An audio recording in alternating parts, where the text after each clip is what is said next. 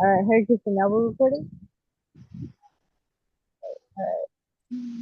Okay, so we're going to be doing Shema Bible Times Campus Series Chapter 3, titled Pure Devotional Service, The Change in Heart. And today we're on text 18.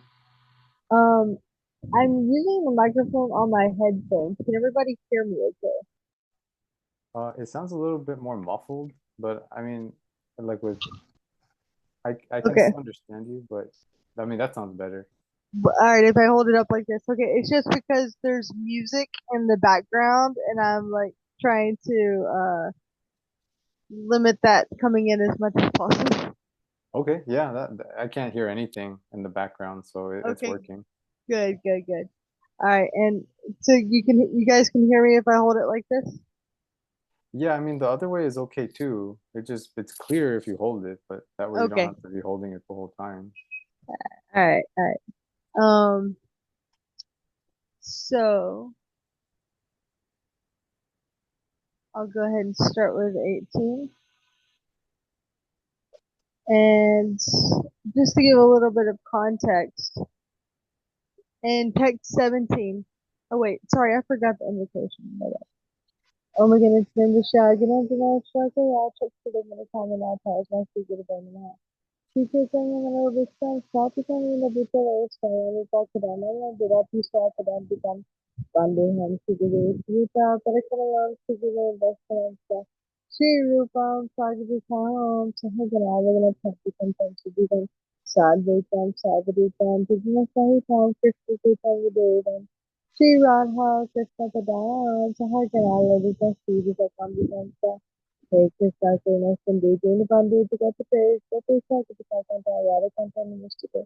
Sadhukantana Gorangi, Radhe, Vrindavaneshwari, Vishwapani, Sutare, Tamanami, Hadise, Kanta Gopati, Vishwa, Krishna, Sindhu, Devi, Saka, Krishna, Pavni, Jova, Sani, Jana, Sri Krishna, Chaitanya, Prabhu, Nityananda, Sri Advaita, Gadadhara, Sri Sri Gola, Vishwaballa.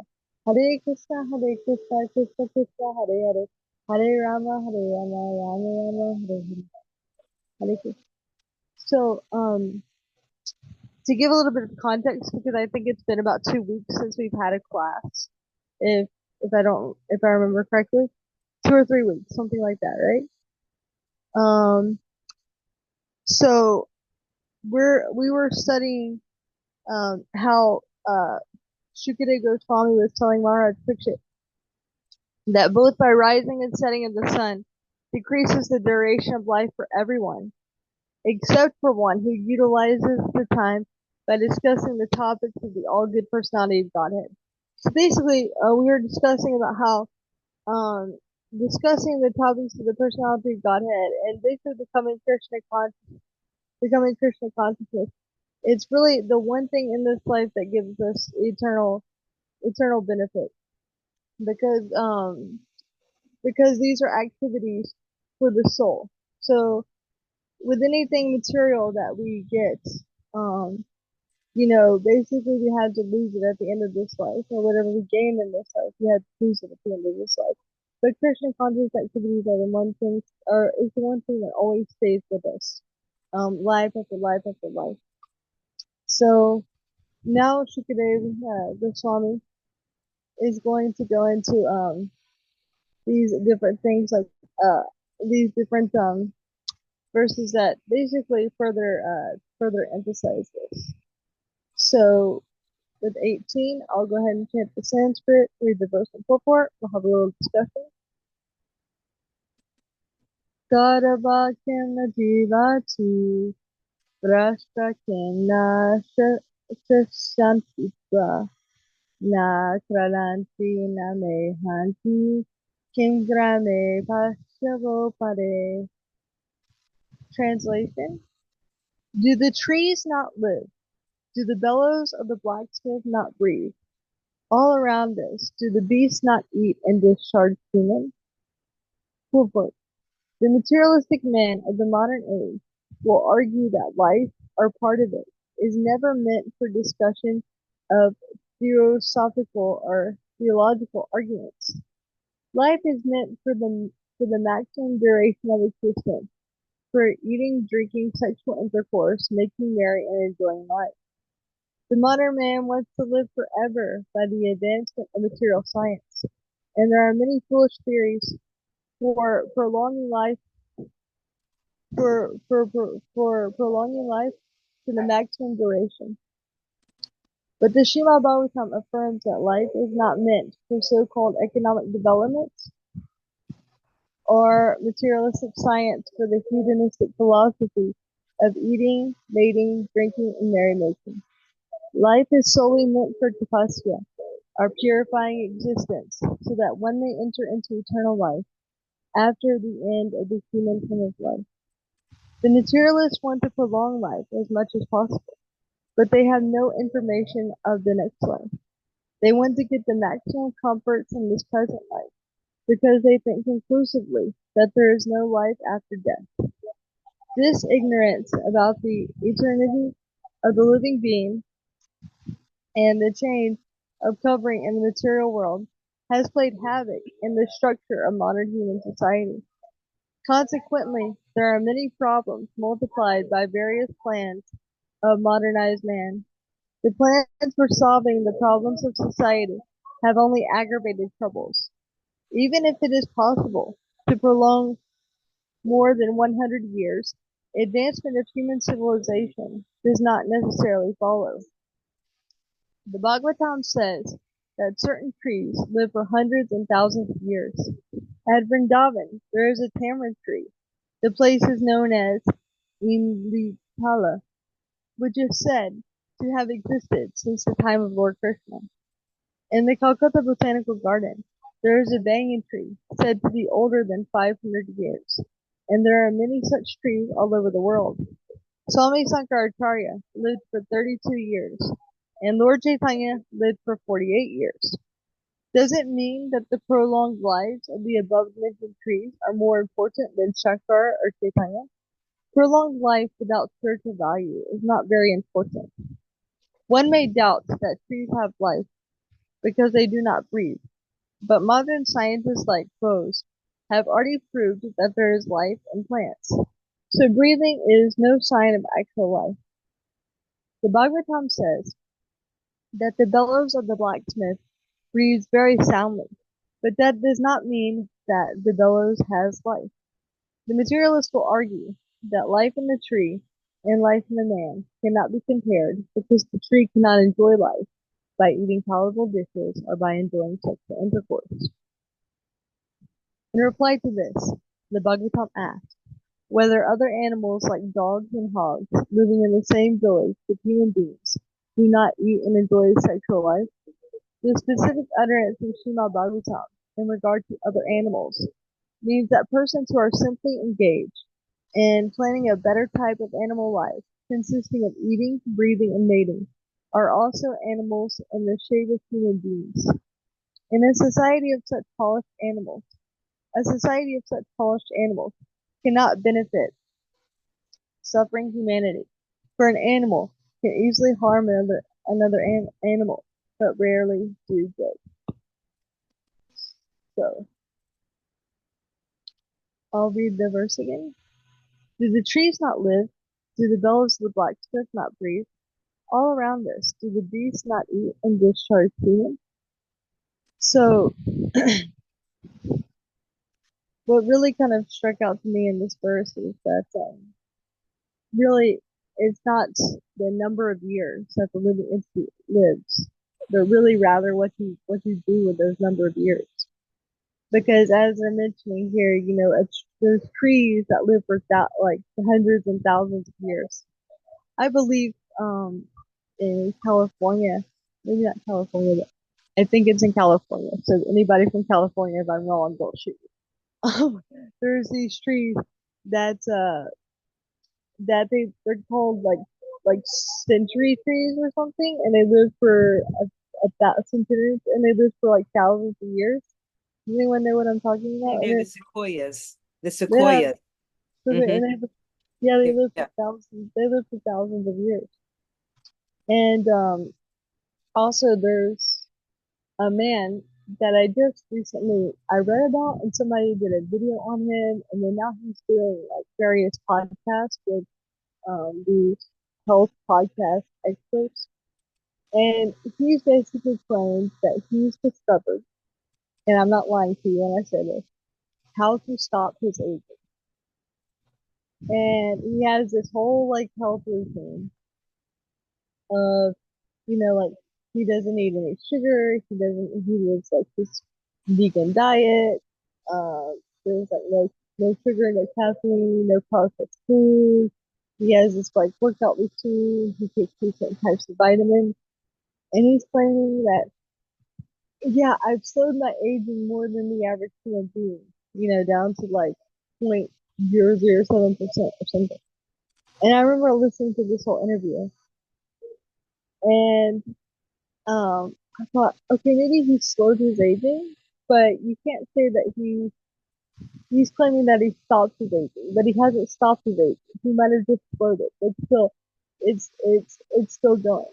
So this is an example, Papa would say over and over again about how scientists are trying to figure out more and more how to make us immortal, how so that we won't die. But really, you can live for so many years, but ultimately you can't stop the fact that the body has to wear out. It's like I had a computer that lasted me 10 years in good working condition. It was a laptop. And actually no, I take that back. It was 12 years that it lasted. And even though it outlasted all the other laptops that I had because I took really good care of it, and it outlasted, a lot of my friends' laptops that replaced their laptop after 3 or 4 years. Still, one day I woke up and it wouldn't turn on. So basically, no matter what we do, we can prolong our life, or we can slow down the life of the deterioration of things. But we never figured out how to actually stop something from deteriorating. And that's because this is the nature of this material world. Everything ultimately it doesn't last. Even you can't think of one thing in this material world that lasts. Even people who build empires, like they'll get a lot of land and they'll build a house on that land and they'll turn that into a business. And they're like, okay, I have something set up for my family now. But give it a few generations, and you're always going to get a son or a daughter that wants to sell the land. Or the kids get priced out of the land when the land next to it is bought up and they build something on that land, which then causes the tax to go up on their land. And they can't afford the property tax, they have to sell the property. So even when we try to build up these generational things, we can see that at the end of the day, they don't last. So really, the Bhagavatam is getting at here is that, it's a waste of time to go after, just these simple materialistic activities. Because ultimately it doesn't last. And people think some people go to the philosophy, okay, well then let's just enjoy while we're here. Eating, mating, drinking, people say this in different ways. Like I've heard some people say, one day we're all gonna die. So let's just enjoy the life that we have now as much as possible. Like one time I heard this girl was smoking. And she said, well, the women in my family don't live that much past 50 anyway. So I'm just enjoying my time. and so, like, so there can be that type of mentality, that's the same thing as the philosophy of eating, drinking, mating, and defending. I'm just going to sit here and enjoy myself until my time is up. But Bhagavatam is making the point that even the animals, even the, even the animals, like, they're all basically trying to enjoy their senses and enjoy their life. So whatever material enjoyment you can get through eating, drinking, as it's mentioned here, it says, the animals, they have the same enjoyment. But what's unique about the human form of life is that it actually enables one to be able to make advancement beyond that, to actually know the purpose of their existence. And so it is said that, Bhagavatam will say that if you don't actually use this human form of life for that, you're wasting time because all the other sense enjoyment can be had could be had in any way. So one thing I will say before I end, and we can open it up, is that there was this disciple. This is mentioned in Bhaktisiddhanta Bible. I don't know if any of you guys have read that book. It's about Bhaktisiddhanta. It's a big, thick, 3-volume book, and there's a story in there about a disciple of Bhaktisiddhanta who he deviated from spiritual life. He went, back into material life completely. And what happened was that when he died, he actually went to the court of Yamara, and his near-death experience. And in this court, he said that person came in and told him, "You fool! You had every opportunity to become Krishna conscious, and you didn't." But he came in and defended him. And so therefore, he came out of his near-death experience, and then in that experience, Bhakti Siddhanta told him, "Okay, go take shelter of this person." So, so basically, the point is that even Bhakti Siddhanta was telling him, "You have every opportunity. You have every opportunity, and you waste it." So this is what Bhagavatam is for. It's for waking us up, telling us, don't waste your time. With all this other enjoyment you can have in any other species of life. And actually, you can have it to a greater extent in other species. In terms of eating, there are animals that can eat much more than we can. They can enjoy that much more often than we can. In terms of sex, there's animals that can do that much more often than we can as human beings. Everything else you can think of. So, anyway, that's my realization on this report. And do you have anything that struck out to you or anything that you really appreciated about this? We can open it up.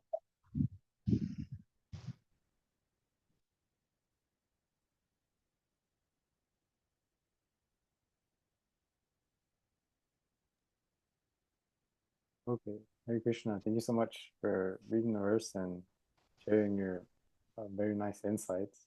Um, there's so many things that you brought up that could be. We can have like a whole class based on like every like a single point. We can just continue talking about that. So I don't want to maybe just give like a little synopsis, or at least try to, about the things that stood out to me from the purport, and then also what you added and were elaborating on within the purport. Um, One thing that stood out, I guess one of the first things that really stood out was just how, yeah, right here, how Prabhupada says that even if it is possible to prolong life more than 100 years, advancement of human civilization does not necessarily follow. So that even though we can live for a long time, that doesn't necessarily mean that our civilization is going to be progressing. If we remember what the definition of progress means for civilization, is that it means that we're progressing spiritually in our spirituality. Not necessarily, it doesn't mean that our facilities for enjoying our senses is improving, but it means that our facilities for going back to Krishna is improving. That the civilization is establishing itself in a way where people can remember Krishna easier, where it's actually easier to practice Krishna consciousness. And what we find is that the the current setup of what like material progress or human civilization, the current definition is basically how to make spiritual life harder to practice. Is like how to make it more difficult and how to get more entangled and more confused as to like what to do with my life. That's the progress that's being made right now. If we just kind of take a step back and look at all the like quote unquote advancement that we're making with spaceships, with phones, they're basically releasing the same phone every year, but they're just adding stuff like all these features that people don't even use. But Like people the text fifth camera on the iPhone. fifth, fifth camera. There's a camera for your camera.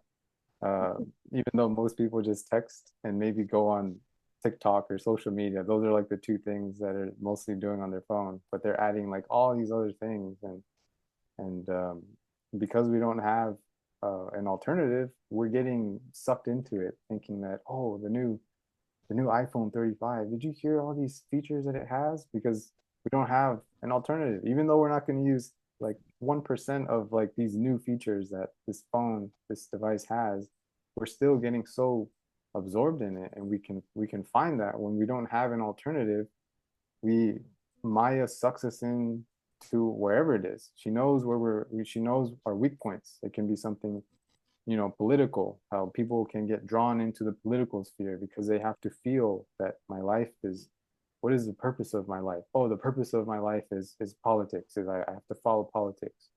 Or someone else could be economics, how they're so drawn into the stock market because they don't have any alternative.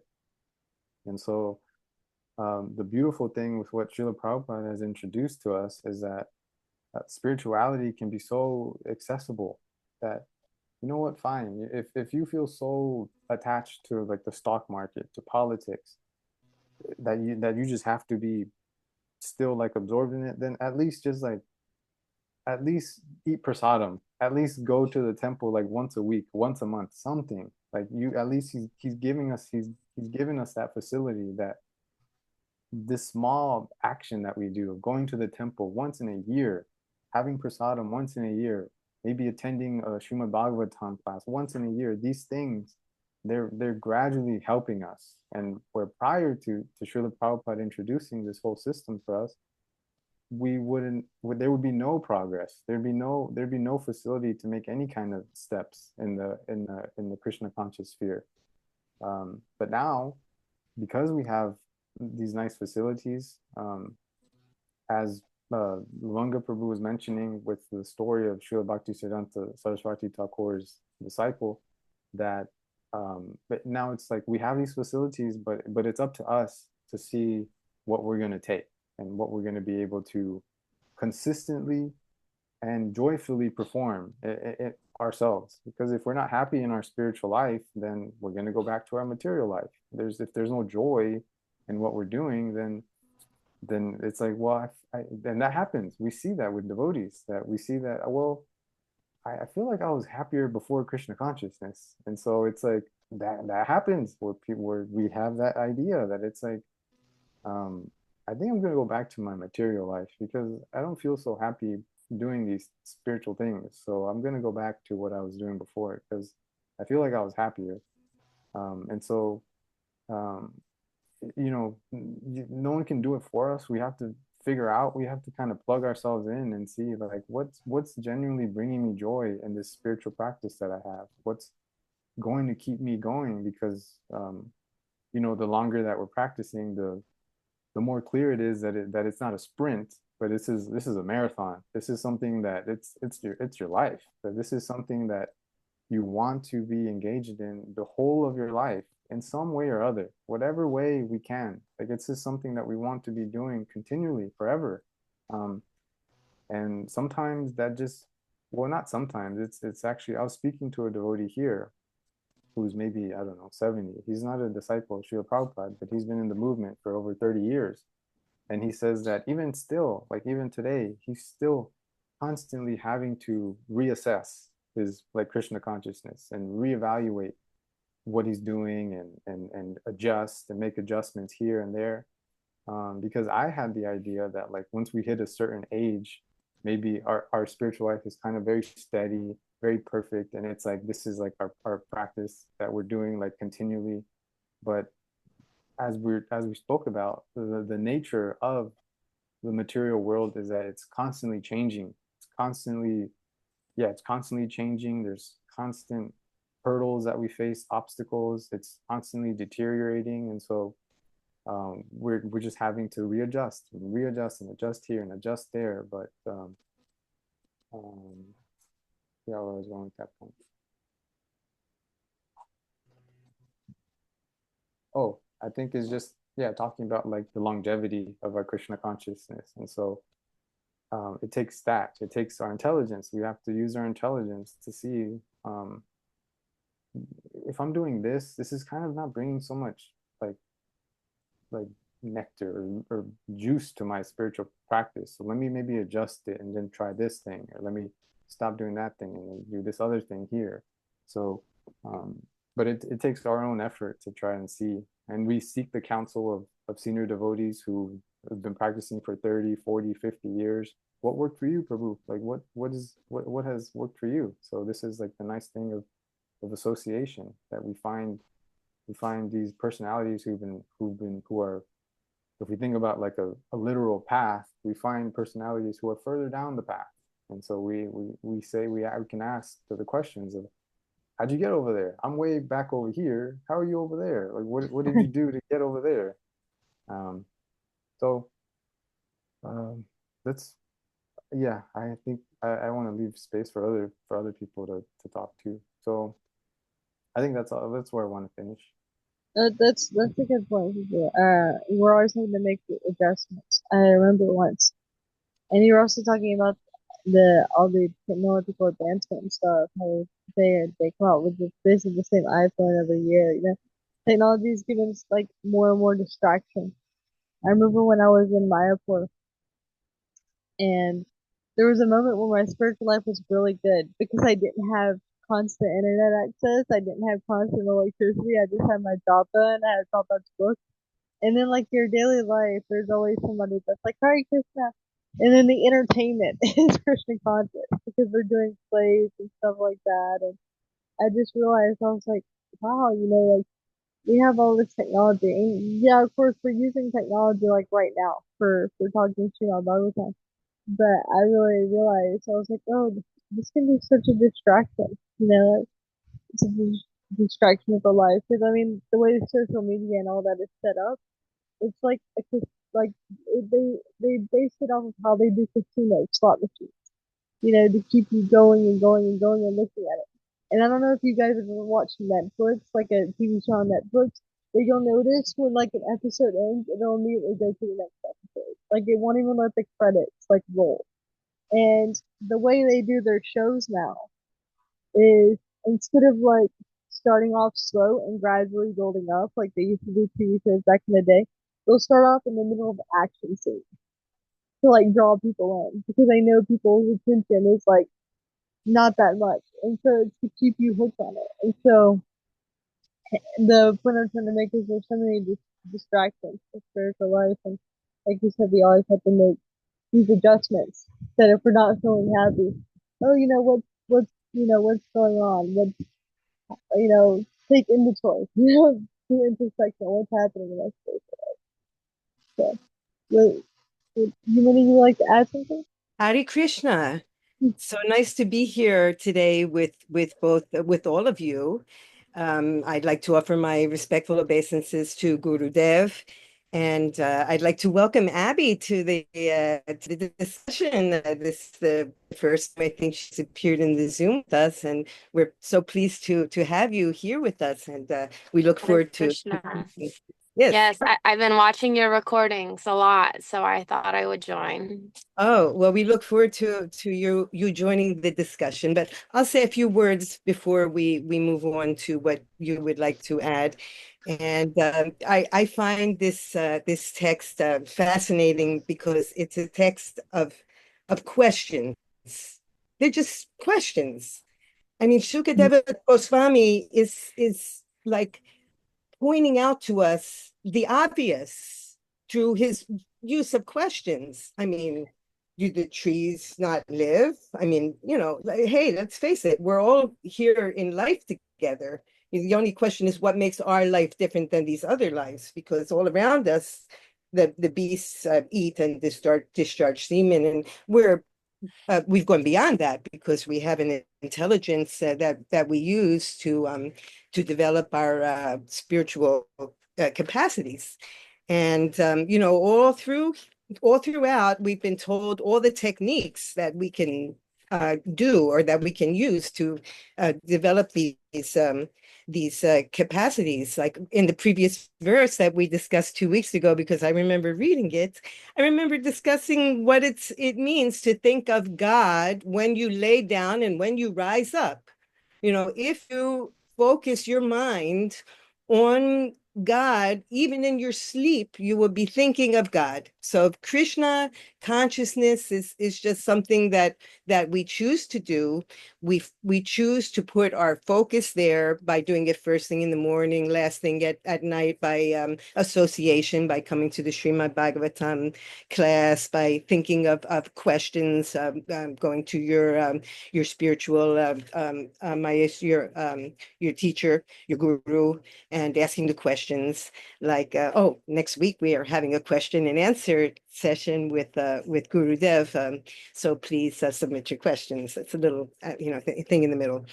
But in any case, Shukadeva Goswami goes on to state the obvious in the form of questions, and Prabhupada begins to interpret this in terms of what it means to whether we should desire to extend our lives, and what does that mean? I mean, if we just want to extend our lives to be caught up in material existence, we will not be making any spiritual progress. Going back to stating the obvious, if we want to make spiritual progress, we have to focus on those things that help us to progress.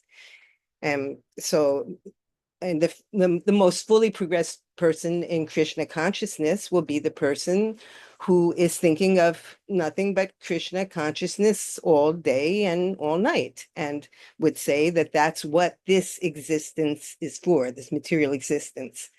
So this material existence presents struggles and challenges for us, and some will cling on to it longer than others. But sooner or later, as we mentioned, as Prabhupada mentioned, sooner or later, and as Mother Lavanga has also elaborated on, sooner or later, it's going to end, you know. They try to extend and they try to extend. Okay, we can only extend to a certain point. And what is the point of extending unless it's for maybe sharing our Krishna consciousness with others? If it's just for enjoying the material world, well, there's no point in extending and extending. But that doesn't mean neither that we should run towards our demise. I mean, if we know some certain things about health, certain facts about how to maintain our health, we should try to do them, because yes, we want to live longer in order to do the things that we most enjoy. And for some people, they want to live longer to enjoy their material things. But for some people, they want to live longer to enjoy their Krishna consciousness and sharing in association with devotees and preaching and spreading the word. So you choose.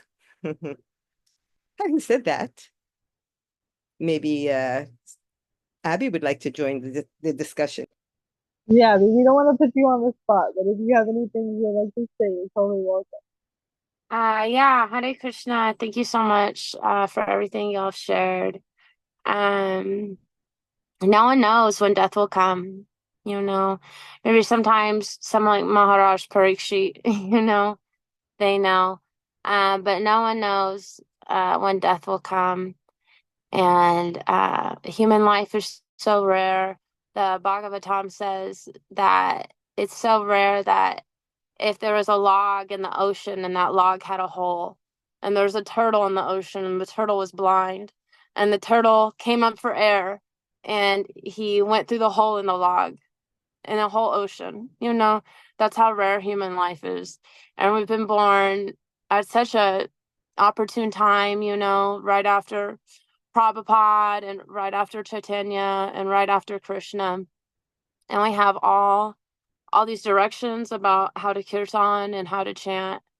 So it really is just so easy for us. And don't waste your life on your news feed, don't waste your life on Facebook.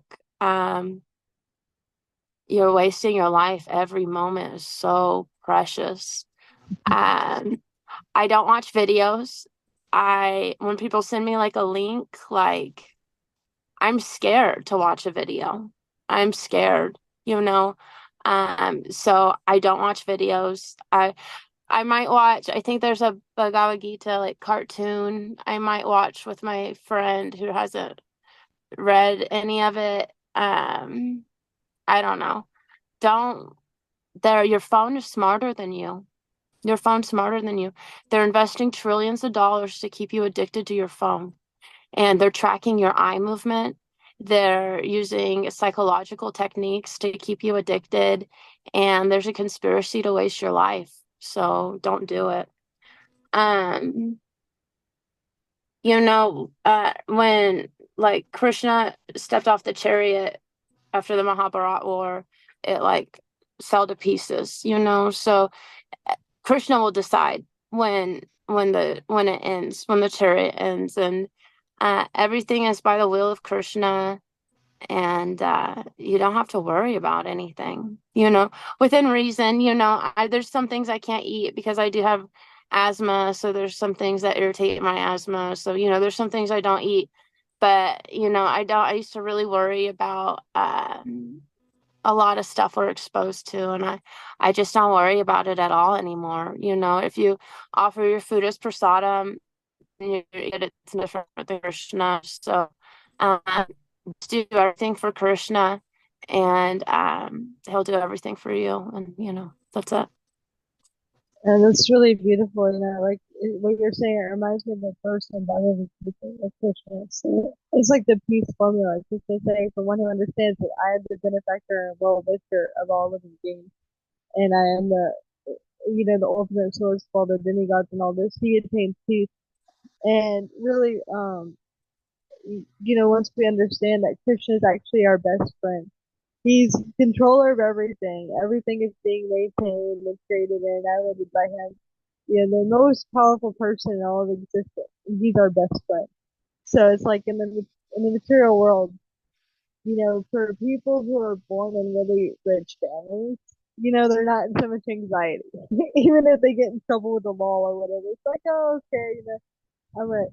But to think about like how much, more significant it is that the supreme being of everything is our best friend, and he's looking out for us, and he knows what's best for us. He's just waiting for us to, surrender to his will. He has a better plan for us than we have for ourselves.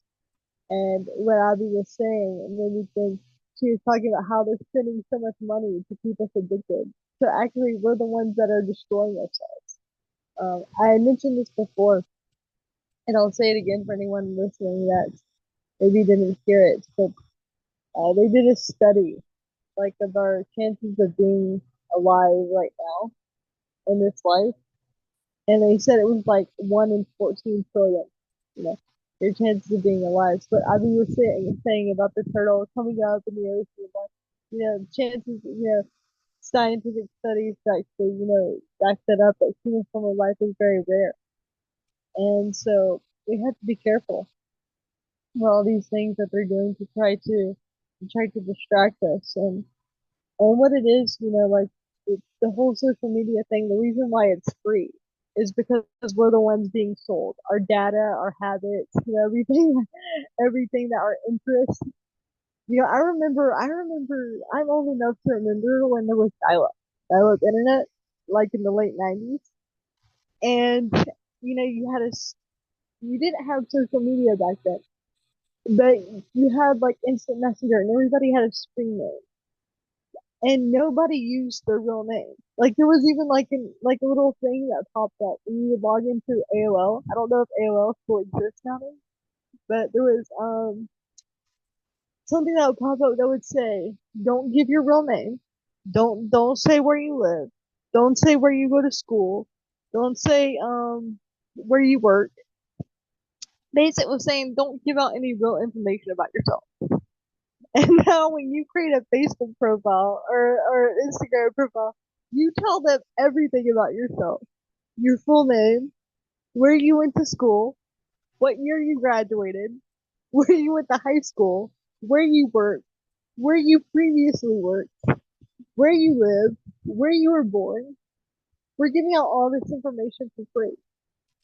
and they're doing something with it. They're selling it. So it's like now you can find out so much about people on the internet. So we've really been tricked into selling ourselves and becoming more and more addicted to these things. So the very nice point she was making, we had to be very careful. These are tricks from Maya trying to distract us. So True. anyway. Mhm. There may be no escaping it, though. I mean, we even have artificial intelligence present at our, Zoom meetings. They're artificial intelligence is taking over. It's going to be integrated into every aspect of our lives, and we can try to escape. The only way to escape is by turning everything off. Everything. Oh yeah, Telephone, yeah, computer, everything, everything, everything. It's the only way to escape. And so there may be a few ascetics in this world who will live like that and turn everything off. But the rest of us are exposed whether we like it or not. We're yeah, being, yeah. It's true. If you're gonna live in modern society, I mean, you might have to use these things to a certain extent, but we should be very aware of how they're working and be very careful. It used to be that you used to be able to trust a picture or a video because they used to say a picture's worth 1,000 words, you know? But now it's like, have you guys seen these deep fakes? They're really scary. It's like a person talking, saying something, but it's not that actual person. Yeah. So like, but it looks like that person, and you think that person's saying it, but they're not saying it. So they can do stuff like that now, and they used to have, well, they still do have this thing, like, people sometimes they'll catfish other people online for money or whatever. Um, and they used to say one way you can know if you're being catfished is if the person won't video call with you, or they won't meet up with you. And there's no video call, things like this. But it's like it's getting to the point where you can't even trust a video call or a Zoom meeting because in 5 years you won't know if the person you're looking at is that actual person. So it's like the cheating propensity. The Chief Shapanisha talks about how we have this cheating propensity, the conditioned soul. So the cheating propensity is just increasing more and more in society. So we see the need more and more for this Christian. yes, absolutely. We have like 7 minutes left. I'm not sure if that's enough time to read the next post. But does anyone have anything else they'd like to say? Yeah, I think it's better to we save the verse for next time. It has a longer purport too, so I think it would take 7 minutes just to read the verse and purport. Yeah, we think we wouldn't really be able to discuss it. Yeah, exactly. So I think it'd Yeah, be nice to just save it then.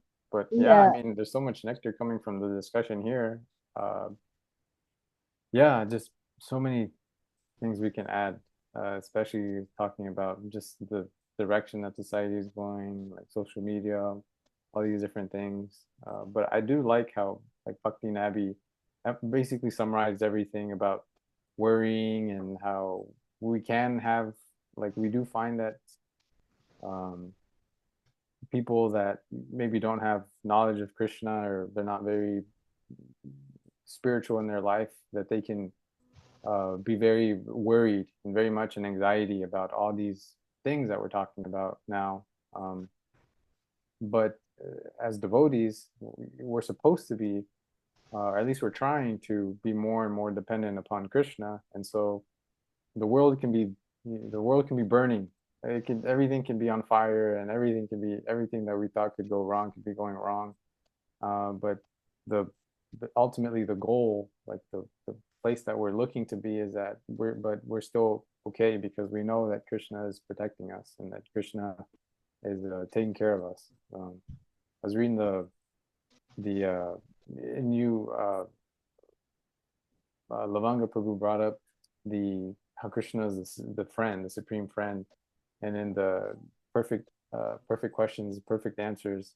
I remember that was one of the responses that Srila Prabhupada gave to Bob Cohen, to Brahmatirtha Prabhu, that as long like the perfection of life is recognizing just these three things. You can perfect our life if we can really understand that Krishna is the supreme proprietor, he's the supreme enjoyer, and he's the supreme friend. That if we can just remember these 3 points about Krishna and just have that. Like we really if we can really understand that throughout our life, throughout the day, that this is the perfection of our life. That Krishna ultimately owns everything. That I don't possess anything. No one else possesses anything. Krishna's the possesses everything. That Krishna is also the supreme enjoyer. That I can try to enjoy. Other people can try to enjoy, and it can look like they're enjoying. It can look like I'm enjoying, but really, the enjoyment, if it's not in the Krishna conscious way, it's temporary. It's not going to last. But Krishna's enjoyment this is the ultimate enjoyment. And if Krishna's enjoying, then I'm enjoying as well. And that Krishna is our friend. So, and no matter our situation, um, that Krishna is going to take care of us. I was on a flight to go back to Virginia to visit. There was a loved one that passed away, and there was somehow Krishna always arranges, but at the airport or on the airplane, I was talking to a young man. He's a student at UF. I think he's like 20, and he totally turned to like Catholicism, but like real deep into it, studying Bible, not just not just going on Sundays, but really studying it, really learning about it. And then he saw that I was reading, and so we started having a discussion about spirituality, about God. And then we got to the point about reincarnation and heaven and hell, and how I guess according to from his study, that the Catholic view is that, yeah, you basically get one chance. You either go to heaven or you go to hell, and in between that there's like a purgatory. And so that's for people who maybe are not at the level to go to heaven yet. They go to purgatory and then they can ascend. But ultimately, he said that for someone who goes to hell, the the view is that they stay in hell, that they're forever stuck there. They can never come out of hell. That's the view, and that's just what the reality is. And so if you go to hell, you're never going to come out of there. In our view, in the Vedic view, we see that you can even go to hell. You can go to the lowest of the lowest planets and suffer for long, long, long, long time, but it's not permanent. That Krishna, again, he's our friend, and so we can be suffering and suffering and suffering, but we're still given the chance eventually, after who knows how long, but eventually we're still given the chance to come back and to try again. So this is the this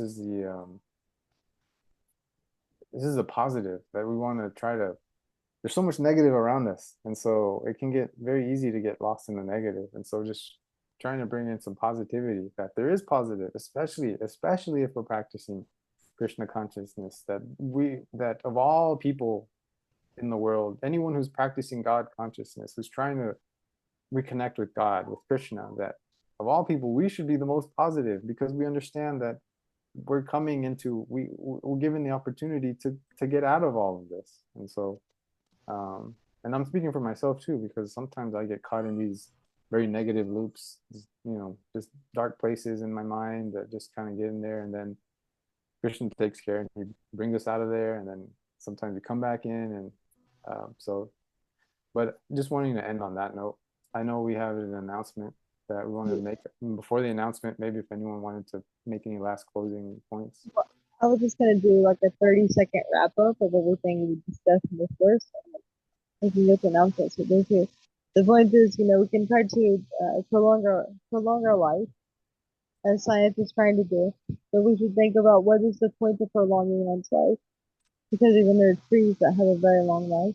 So if we're prolonging our life for just further eating, sleeping, mating, and materialistic activities, then these can be had in any form of life. So it's basically wasting time, because it's not actually helping the soul. But if we want to engage in spiritual advancement, basically these types of activities always stay with us. So, like it's mentioned, Lord Chaitanya, he only lived for 48 years. But yet, and so a devotee can even live for a short number of years to perfect their existence. But even if you prolong your life, it really doesn't have much value unless you perfect your existence. And so, but with that said, we do have to be careful, because there's so many distractions. in the material world to try to actually distract us from the path, from our true path of Krishna consciousness. So we should try to use everything in Krishna's service. Be careful not to get addicted or distracted. And remember that Krishna is our best friend and knows what's best for us and is maintaining us and and wants to help us.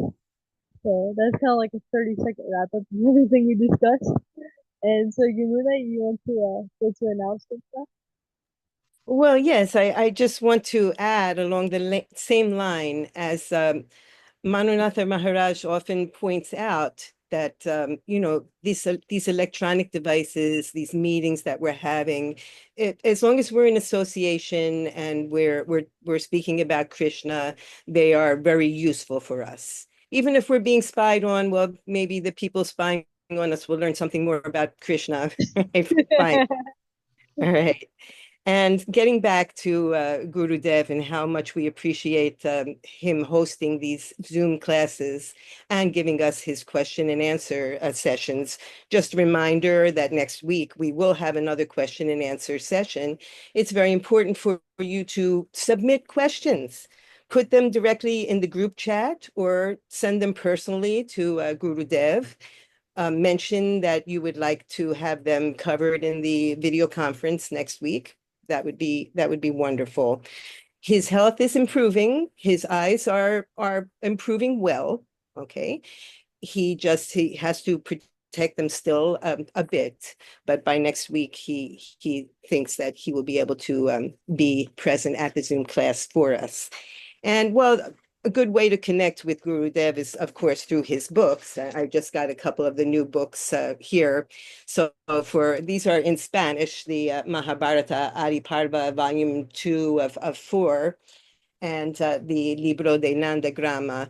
But I have, if you live in Puerto Rico, anyone who lives in Puerto Rico and is watching this, I have the total collection of all of the books in English and Spanish by Manunatha Dasa available. So just give me a call. Now, you should also, even though maybe you're trying to avoid social media, you can also follow us on the new Facebook page called Isparta Archive.